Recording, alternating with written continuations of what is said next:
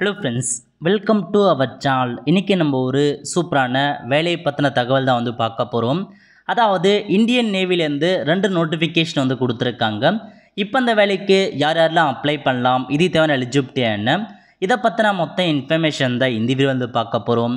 இந்த video skip பண்ணாமல் ஃபுல்லாக பாருங்கள். அது மட்டும் அல்ல, இந்த வீடியோ நிறைய பேருக்கு ஷேர் பண்ணுங்க. Okay, first Indian navy Agniveer எம்ஆர்லேருந்து உங்களுக்கான ஒரு வேலையை இப்போ அறிவிச்சிருக்காங்க பாருங்கள். இந்த வேலைக்கான எலிஜிபிலிட்டியை பொறுத்த வரைக்கும் அன்மேரிட் மேல் மற்றும் ஃபீமேல் 2 பேருமே அப்ளை பண்ணலாம். ஸோ மேரிட் பர்சன் அப்ளை பண்ண முடியாது, அன்மேரிட் பர்சன் தான் அப்ளை பண்ணணும். இதுக்கான கல்வி தகுதியை பொறுத்த வரைக்கும் எம்ஆருக்கு மெட்ரிகுலேஷன் பாஸ் பண்ணால் போதுமானது. ஸோ நீங்கள் 10th பாஸ் பண்ணியிருக்கீங்கனாவே இந்த வேலைக்கு நீங்கள் தாராளமாக அப்ளை பண்ணலாம். ஏஜ் லிமிட்டை பொறுத்த வரைக்கும் 1 நவம்பர் 2003 30 ஏப்ரல் 2007 இதுக்குள்ளே பிறந்திருக்காங்க பாருங்கள், அவங்க மட்டும்தான் இந்த வேலைக்கு அப்ளை பண்ண முடியும். ஓகே, அது மட்டும் இல்லாமல் உங்களுக்கான டேர்ம்ஸ் அண்ட் கண்டிஷன்ஸ் கொடுத்துருக்காங்க. உங்களுக்கு வருஷத்துக்கு 30 நாள் லீவ் வழங்குறாங்க. அது மட்டும் இல்லாமல் பே அலவன்ஸ் கொடுக்குறாங்க. இந்த மாதிரி பல பெனிஃபிட் இருக்க போது. சேலரியை பொறுத்த வரைக்கும் உங்களுக்கு பார்த்தா இயர்லி 30,000 ரூபாய் சேலரி ப்ரொவைட் பண்ணுறாங்க. மொத்தமாக நீங்கள் 4 வருஷம் ஒர்க் பண்ணுவீங்க. இந்த 4 வருஷத்தில் சேலரியும் கொடுக்குறாங்க. அந்த லீவ் 4 வருஷம் முடிஞ்சதுக்கப்புறம் 10 லட்ச ரூபாய் சேவாநிதி பேக்கேஜ் மூலமாக ப்ரொவைட் பண்ணுறாங்க. ஸோ இதான் உங்களுக்கான இன்ஸ்ட்ரக்ஷன். ஸோ நெக்ஸ்ட் இதுக்கான செலெக்ஷன் ப்ராசஸ் பற்றி பார்த்தலாம். செலெக்ஷன் ப்ராசஸை பொறுத்த வரைக்கும் ஸ்டேஜ் 1 பார்த்தா ஐஎன்இடி எக்ஸாம், அதாவது இந்தியன் நேவி என்ட்ரன்ஸ் எக்ஸாம் வைக்கிறாங்க.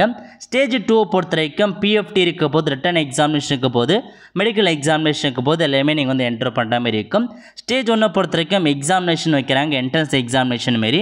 மொத்தமாக உங்களுக்கு 50 கொஷின்ஸ் கேட்குறாங்க. ஒவ்வொன்றுத்துக்கு ஒரு மதிப்பெண் இருக்க போது.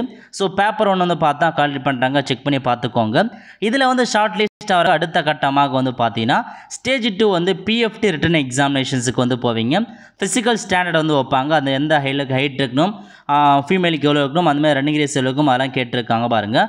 அந்த பிஎஃப்டி முடிச்சதுக்கப்புறம் உங்களுக்கு திரும்ப மெடிக்கல் எக்ஸாமினேஷன்ஸ் வைப்பாங்க. இதையுமே கிளியர் பண்ணதுக்கப்புறம் உங்களுக்கான ஜாப் கன்ஃபர்மேஷன் ஆகிடும். ஸோ இதான் உங்களுக்கான இன்ஃபர்மேஷன். அப்ளை பண்ணுறதுக்கான லிங்கை டிஸ்கிரிப்ஷன் கொடுத்துட்டு அதை பார்த்து அப்ளை பண்ணிங்க. First notification. செகண்ட் அதே மாதிரி தான் உங்களுக்கு இந்தியன் நேவி அக்னிவீர்லேருந்து எஸ்எஸ்ஆருக்கான வேலையை அறிவிச்சிருக்காங்க.